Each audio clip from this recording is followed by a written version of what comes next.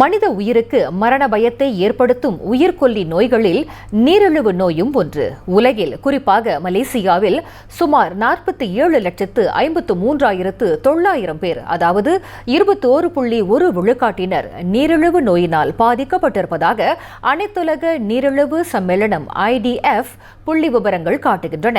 முதியவர்கள் மட்டுமின்றி இளைஞர்கள் மத்தியிலும் அதிக அச்சுறுத்தலை ஏற்படுத்தும் இந்நோயை முற்றிலும் தடுக்க முடியாவிட்டாலும் அதனை கட்டுப்படுத்த முடியும் என்கின்றார் மலாயா பல்கலைக்கழக மருத்துவமனையின் அவசர சிகிச்சை பிரிவின் மூத்த ஆலோசகர் டாக்டர் ரிஷா மாணிக்கம். மனித உடலில் உள்ள கணையம் இன்சுலின் எனப்படும் கணைய சுரப்பு நீரை போதுமான அளவில் உற்பத்தி செய்யாத போது அல்லது உற்பத்தி செய்தும் உடல் அந்நீரை திறம்பட பயன்படுத்த முடியாத போது நீரிழிவு நோய் மனித உடலை தாக்குகின்றது. இது ஒருவரை மட்டுமே பாதிக்கக்கூடிய நோயாக கருதாமல் மரபணு ரீதியில் ஒரு குடும்பத்தை அல்லது ஒரு சமூகத்தை ஆட்கொள்ளக்கூடிய நோயாக பார்ப்பதால் அதனை எளிய முறையில் தடுக்க முடியும் என்று டாக்டர் ரிஷா மாணிக்கம் கூறினார். இந்நிலையில் நீரிழிவு நோய்க்கான ஆரம்பகட்ட அறிகுறிகள் குறித்து அவர் இவ்வாறு விவரித்தார். சில நேரத்தில் ரொம்ப தண்ணி குடிச்சிக்கிட்டு இருப்பாங்க, அளவுக்கு மீறி குடிப்பாங்க. எவ்வளோ தண்ணி குடித்தாலும் தண்ணி தாகம் எடுத்துக்கிட்டே இருக்கிற மாதிரி இருக்கும். சாப்பாடு அதிகமாக சாப்பிடுவாங்க யூஸ்வலாக இருக்கிறதோட. ஒன்றுக்கு சிறுநீர் பல தடவை போய் கழிப்பாங்க. ராத்திரியில் தூங்குற நேரத்தில் 3-4 வாட்டி ஏஞ்சிருப்பாங்க ஒன்று கடிக்கிறதுக்கு. அதே சமயத்தில் இலைச்சி போகிற மாதிரி இருக்கும், பார்க்குறதுக்கு ஒரு சோர்வாக இருப்பாங்க. அதாவது ஒரு நிலையாக இருக்கிற மாதிரி இருக்க மாட்டாங்க. இதனிடையே நீரிழிவு நோய் கண்டவர்கள் முறையே மருத்துவரிடம் செல்வதை விடுத்து சுயமாக செய்யும் சில தவறுகள் குறித்தும் டாக்டர் ரிஷா மாணிக்கம் எச்சரித்தார். நீங்கள் சொந்தத்துக்கு வீட்டில் அம்மாவோ இல்லை மெத்தவங்க மருந்து சாப்பிட்றாங்கன்னு சொல்லி அவங்க மருந்து எடுத்து 1-2 மருந்து அப்பப்போ போட்டுக்கக்கூடாது.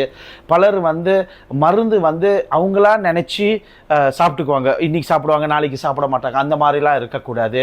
அதே சமயத்தில் ரொம்ப அதிகமாக கட்டுப்படுத்த முடியாத கட்டத்தில் இருந்துச்சுன்னா கண்டிப்பாக டாக்டர் உங்களுக்கு ஊசி போடுறதுக்கு சொல்லுவாங்க. அப்போ இதெல்லாம் பயந்து போய் ரொம்ப போய் ஓடிடுறாங்க. இந்த மாதிரி செய்ய வேணாம். உடற்பயிற்சி, ஆரோக்கியமான உணவு முறை மற்றும் மருத்துவ ஆலோசனைகளை முறையாக பின்பற்றுவதன் மூலம் ஒருவர் நீரிழிவு நோயிலிருந்து குணமடைய முடியும் என்றும் அவர் அறிவுறுத்தினார். கூடுதலாக நீரிழிவு நோயினால் இரத்த ஓட்டம் தடைபட்டு கால் பகுதியில் புண்கள் அல்லது நரம்பு சம்பந்தமான பிரச்சினைகள் எதிர்நோக்குபவர்களுக்கு பாதத்தில் அழுத்தம் தருவது அவசியம் என்று டாக்டர் ரிஷா மாணிக்கம் வலியுறுத்தினார். இந்த நரம்பு தளர்ச்சி அதெல்லாம் வர நேரத்தில் இந்த இனிப்பு நீரினால ரத்த ஓட்டத்தினால உங்களுக்கு புண்ணுங்கள்லாம் ஆறுறது, காலில் அப்படியே குடைச்சலாக இருக்கிறது, புண்ணு ஆறுறது லேட்டாக ஆகும், மறுத்து போயிருக்கும், இன்ஃபெக்ஷன் வர்றதுக்கு வாய்ப்பு இருக்குது. அதனால் ஃபுட் கேரும் ஒரு இம்பார்ட்டன்ட் காம்போனன்ட், அதையும் பார்த்து கொள்ளுங்கள். இன்று அனுசரிக்கப்படும் உலக நீரிழிவு நோய் தினத்தை முன்னிட்டு பிரணாமா செய்திகள் தொடர்பு கொண்டபோது அவர் அத்தகவல்களை பகிர்ந்து கொண்டார்.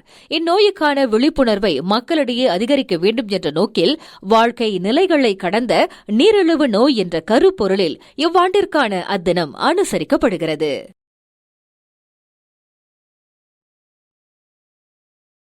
மற்றொரு நிலவரத்தில் தேசிய சுகாதாரம் மற்றும் நோயுற்ற தன்மை கணக்கெடுப்பின்படி மலேசியர்களில் 2 பேர் தங்களுக்கு நீரிழிவு நோய் இருப்பதை அறிந்திருக்கவில்லை என்பது கவலை அளிப்பதாக பினாங்கு பயனீட்டாளர் சங்கம் தெரிவித்துள்ளது. பெரியவர்கள் மட்டுமின்றி குழந்தைகளும் இதில் பாதிக்கப்படுவதாக அச்சங்கத்தின் கல்வி மற்றும் ஆய்வு பிரிவு அதிகாரி NV சுப்பாராவ் தெரிவித்துள்ளார்.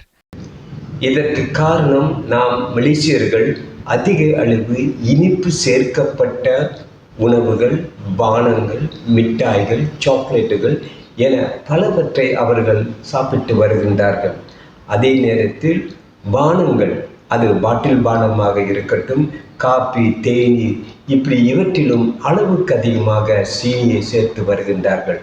இந்த நீரிழிவு நோய் கூடுதலாக பார்வை குறைபாடும், உறுப்புகள் துண்டிப்பு அல்லது சேதம், இருதய நோய், பக்கவாதம், சிறுநீரக பிரச்சினைகளை ஏற்படுத்தும் என்று சுப்பாராவ் எச்சரித்தார். இதனிடையே நீரிழிவு நோய் ஏற்படாமல் இருப்பதற்கும் அதனை கட்டுப்பாட்டில் வைத்துக் கொள்வதற்கும் ஆரோக்கியமான உணவு பழக்க முறையை பின்பற்ற வேண்டும் என்று அவர் அறிவுறுத்தினார். ஆக சீனி இல்லாத பானங்களை நாம் சாப்பிட பழகிக்கொள்ள வேண்டும். சீனிக்கு, வெள்ளை சீனிக்கு பதிலாக முடிந்த அளவுக்கு நாம் நாட்டு சர்க்கரையையோ அல்லது வெல்லம் அல்லது கருப்பட்டி போன்றவற்றை பயன்படுத்தினால் இந்த நோய்களிலிருந்து நாம் விடுபடுவதற்கு நிச்சயம் அது துணை புரியும். எனவே சுகாதாரமான வாழ்க்கை முறைக்கு அதிக முக்கியத்துவம் கொடுத்து நீரிழிவு நோயிலிருந்து விடுபடுவதற்கு மக்கள் முயற்சிக்க வேண்டும் என்று அவர் கேட்டுக்கொண்டார்.